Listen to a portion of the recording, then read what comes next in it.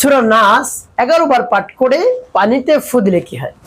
আমি আবারও বলছি, সূরা নাস 11 বার পাঠ করে পানিতে ফু দিলে কি হয়? খুবই দামি এবং গুরুত্বপূর্ণ আমলটি।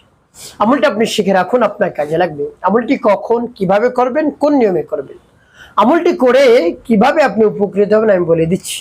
বিস্তারিত জানার জন্য, আমলটি শিখে রাখার জন্য ভিডিওটি না টেনে না কেটে ধৈর্য এবং মনোযোগ সহকারে শেষ পর্যন্ত দেখতে থাকুন, তাহলে সঠিক নিয়মে আমলটি করতে পারবেন।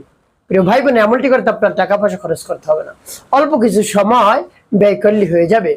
প্রিয় ভাই বোন, আমলটি করে আপনি যখন ফলাফল দেখবেন আপনি একেবারে আনন্দিত হয়ে যাবেন।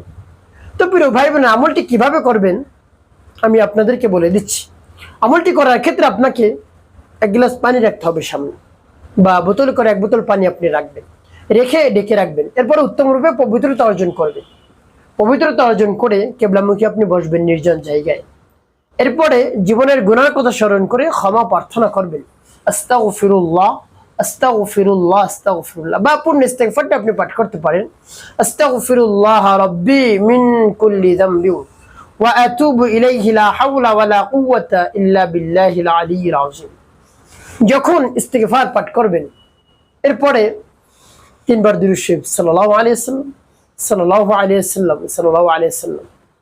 এরপর আপনি সেই সূরা পাঠ করবেন। পাঠ করে পানিতে ফু দিয়ে কি করবেন, কোন উদ্দেশ্যের জন্য আমলটি করলেন বলে দিচ্ছি, আগে সূরা বলে নিই। আর যখন পাঠ করবেন সূরা, রব্বি কারীমের কাছে বলবেন, আল্লাহ আমার আমলকে, আমার সময়কে কবুল করুন। আপনার কোরআনে শরণাপন্ন হয়েছে, আপনার শরণাপন্ন হয়েছে, আপনি আমার সমস্যা সমাধান করে দিন। এভাবে বলে সূরা পাঠ করবেন। পরবর্তী কি করবেন বলে দিচ্ছি, আগে সূরাটি বলে নেই। বিসমিল্লাহির রহমানির রহিম। قل أعوذ برب الناس ملك الناس إله الناس من شر الوسواس الخناس الذي يوسوس في صدور الناس من الجنة والناس। এভাবে যখন পাঠ করা যায় পানিতে একটু ফু দেবেন। তারপর আপনি আবারও পাঠ করবেন, বিসমিল্লাহির রহমানির রহিম। قل أعوذ برب الناس ملك الناس إله الناس من شر الوسواس الخناس الذي يوسوس في صدور الناس من الجنة والناس। তারপর আপনি মনে দরদ নিয়ে আবার পাঠ করবেন, বিসমিল্লাহির রহমানির রহিম। قل أعوذ برب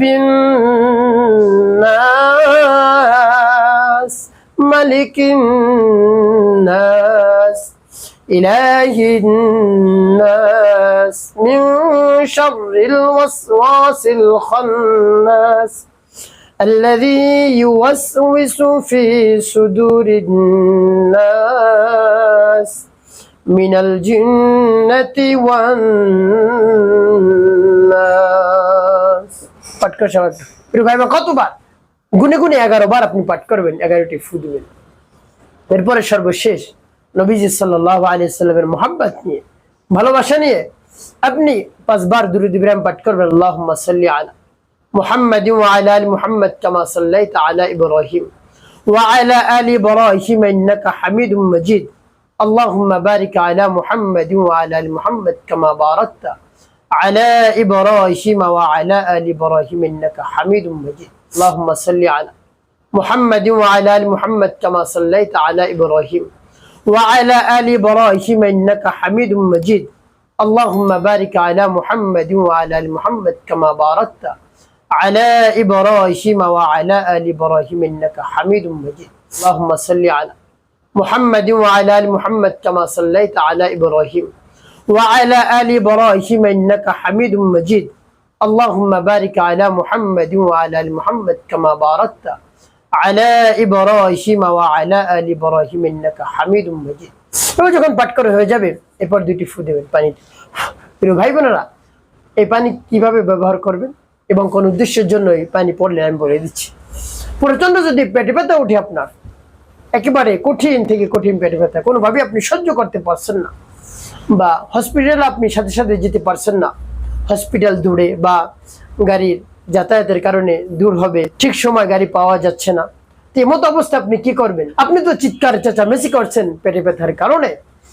আপনি রব্বি কারিমের উপর পরিপূর্ণ বিশ্বাস এবং আস্থা নিয়ে এভাবে সূরা নাস পাঠ করুন, একেবারে সহজেই সংক্ষেপে, এবং সূরা নাস পাঠ করে আপনি পানিতে ফু দিয়ে সেই পানি পান করেন, দেখবেন সাথে সাথে পেটে ব্যথা ভালো হয়ে যাবে, কঠিন থেকে কঠিন পেটে ব্যথা ভালো হয়ে যাবে। প্রিয় ভাই বোনেরা, আপনি নিজে আপনি নিজে এই পানি পরে খেতে পারেন, এবং আশপাশে যারা রয়েছে সমস্যার মধ্যে যদি পড়ে যায় বা পাড়া প্রতিবেশী, তাদেরকে আপনি এভাবে পানি পরে দিতে পারেন, তারাও খেতে পারে। আল্লাহ রাব্বুল আলামিন তাদেরকেও ক্ষমা করে দিবেন, আল্লাহ রাব্বুল আলামিন তাদের সেই সমস্যার সমাধান করে দিবেন, পেটে ব্যথা আর থাকবে না ইনশাআল্লাহ। প্রিয় ভাই বোনেরা, একটি কাজ আপনাকে করতে হবে, 5 ওয়াক্ত নামাজ আদায় করতে হবে, মানুষের কল্যাণে খেদমতে কাজ করবেন, অবশ্যই আপনার জীবন সুখময় হবে, শান্তিপূর্ণ হবে।